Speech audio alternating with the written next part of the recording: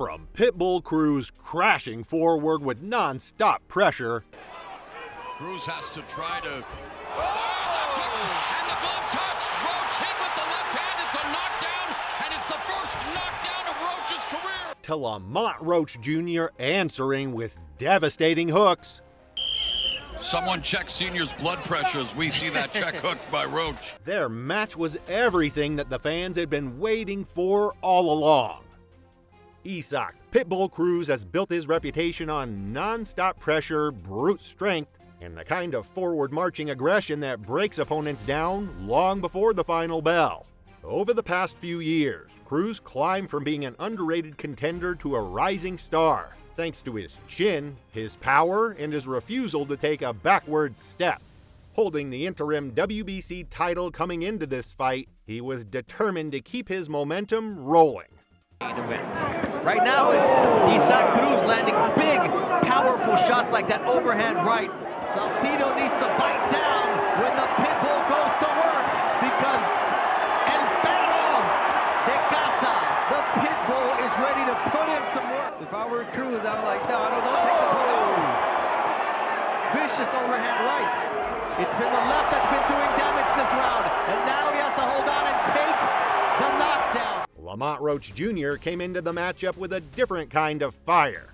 A former super featherweight world champion, Roach is known for clean technique, sharp counters, and a high boxing IQ.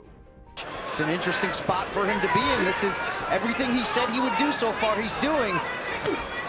Counter right, nice right uppercut. Moving up in weight is never easy, but Roach made it look gradual and natural. What he lacked in raw power compared to Cruz, he compensated for with precision and timing. For Roach, this fight was a golden opportunity to prove he belonged in his new division, not just as a participant, but as a real threat. Big fights matter for different reasons: legacy, belts, pride. But Cruz versus Roach had all three wrapped in pure electricity. Fans had been desperately waiting for this moment, and the day finally came. A high-stakes collision between two fighters built from opposite worlds.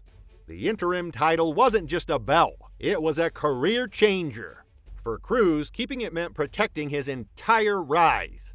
For Roach, winning it would have launched him into a new era as a multi-division threat.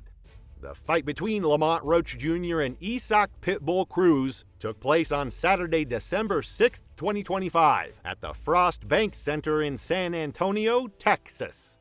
Main event scheduled for 12 rounds in the 140-pound division. Roach making his debut in this weight class. The bell rang, and from the very first round, Cruz did exactly what everyone expected. He charged forward, head down, gloves high, ripping hooks to the body and head. A minute gone here in round two.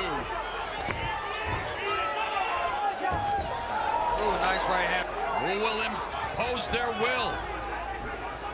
There's a jab from Cruz. Roach tried to keep him at bay with his jab, but Cruz had no interest in giving him room to breathe. The first major turning point came in round three. Cruz landed a strong left hand that sent Roach backward and forced his glove to touch the canvas. Cruz has to try to... left hook, and the glove touch. Roach hit with the left hand. It's a knockdown, and it's the first knockdown of Roach's career. They're in round three. Cruz landing the biggest punch, a counter. It wasn't a brutal knockdown, but it was official. And more importantly, it was the first knockdown of Roach's career. The crowd erupted. Cruz roared. Roach blinked in disbelief. Clearly, the early rounds belonged to Pitbull. Again, very effective with the left hooks.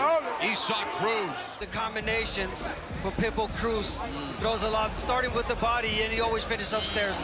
Same hook. But right after that knockdown, Roach made clear adjustments. He tightened his defense, cut angles better, and began using his jabbing counters with more authority. Scheduled for 12 rounds at 140 pounds. Roach making his junior welterweight debut. Has already gone down as Cruz comes forward. There's a jab. Cruz still pushed forward like a bulldozer, but Roach had begun to make him pay for it. But in round 7, Cruz was docked a point for repeated fouls. Whether it was justified or harsh depends on who you ask.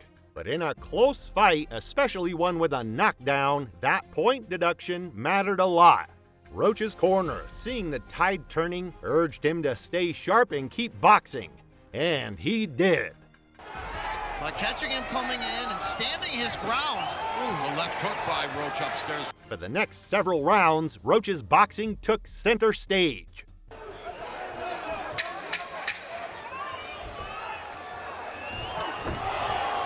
Another left hand from Roach. Rounds 8 through 11 were some of Roach's best. He outlanded Cruz, countered him cleanly, and kept the fight at his rhythm. While Cruz landed the heavier shots, Roach landed more of them, and the punch stats showed it.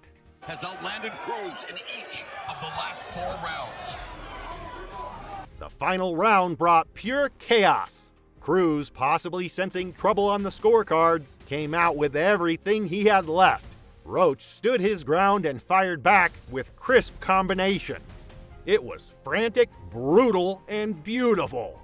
A perfect final round for a fight that deserved one. Another round that favors Lamont Roach Jr., although Cruz caught him there, and Cruz now unloading on Roach at the final seconds. I know who I think has won this fight, but my opinion doesn't matter. And then the bell rang. But the final decision stirred up extreme controversy. When the judges' scores were read, tension filled the arena. One judge scored it for Cruz. The other 2 called it a draw. Result, majority draw. I just think Cruz didn't do enough. This means that Cruz keeps his title while Roach walks away frustrated.